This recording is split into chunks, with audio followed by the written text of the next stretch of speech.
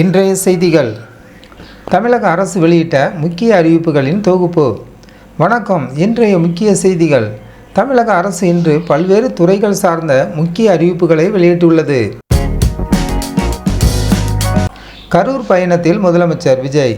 பாதிக்கப்பட்ட குடும்பங்களுக்கு அரசு பணி ஆணைகள் வழங்கும் நிகழ்வு. இன்றைய முக்கிய செய்திகளாக பார்க்க இருக்கிறோம். தமிழ்நாடு முதலமைச்சர் திரு ஜோசப் விஜய் அவர்கள் கரூர் மாவட்டத்திற்கு பயணம் மேற்கொள்கிறார்.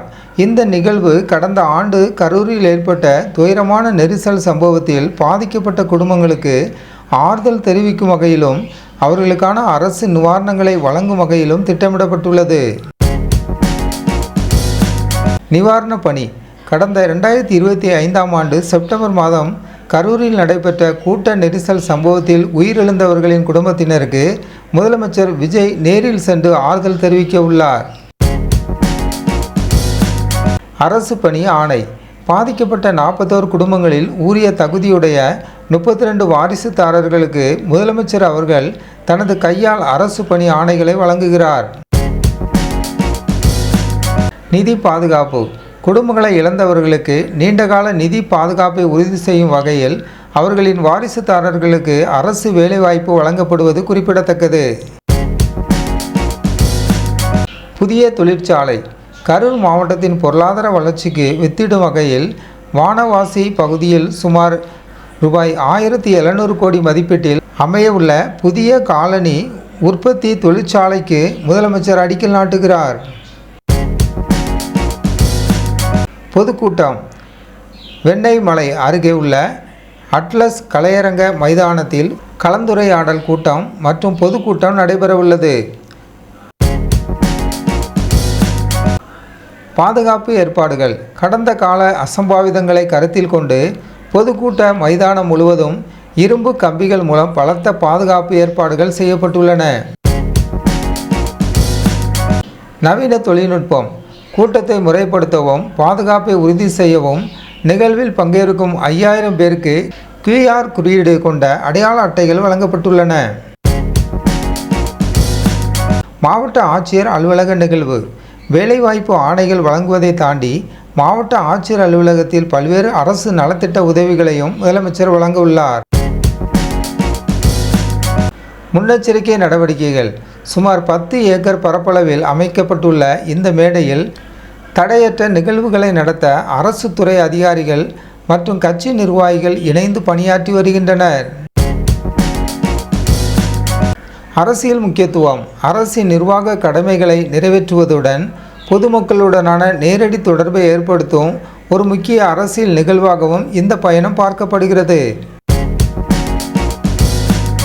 புதிய ரேஷன் கார்டுகள். புதிய ரேஷன் கார்டுகள் அச்சடிக்கும் பணிகள் தீவிரமாக நடைபெற்று வருகின்றன. தகுதியுள்ள விண்ணப்பதாரர்களுக்கு இன்னும் 2 அல்லது 3 வாரங்களில் இவை விநியோகம் செய்யப்படும்.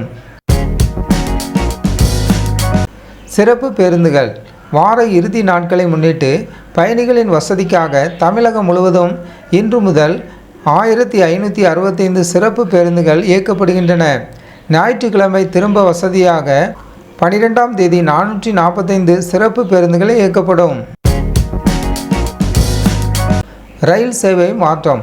மதுரை அருகே பராமரிப்பு பணி நடப்பதால் பாலக்காடு திருச்செந்தூர் ரயில் சில தேதிகளில் பகுதியாக ரத்து செய்யப்படுகிறது. சில தேதிகளில் மாற்றுப்பாதையில் இயக்கப்படும். வாகன ஓட்டிகளுக்கு எச்சரிக்கை.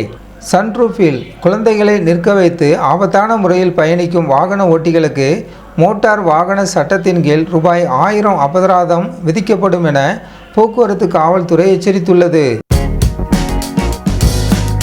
உரிமை தொகை திட்டம். மகளிர் உரிமை தொகை தடையின்றி வழங்கப்பட்டு வருகிறது.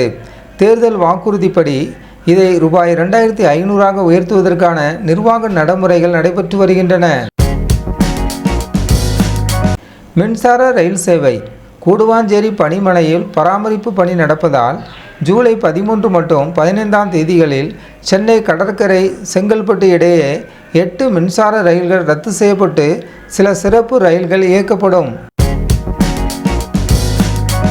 IPS அதிகாரிகள் இடமாற்றம். CPCID DIGயாக இருந்த வருண்குமார் ஈரோட்டிற்கு மாற்றப்பட்டுள்ளார். விக்ரமன் புதிய CPCID DGPயாகவும் ரகுபதி பள்ளிக்கரணை துணை ஆணையராகவும் நியமிக்கப்பட்டுள்ளனர்.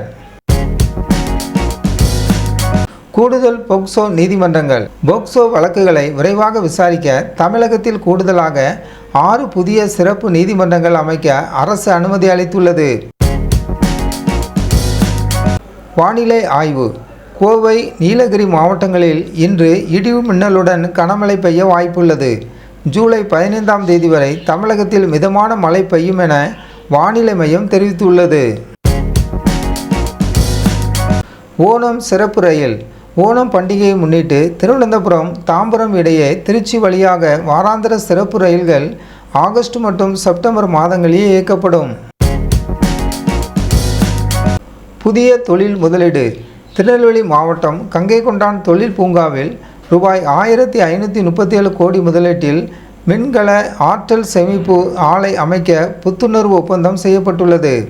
இதன் மூலம் 2670 பேருக்கு வேலை வாய்ப்பு கிடைக்கும்.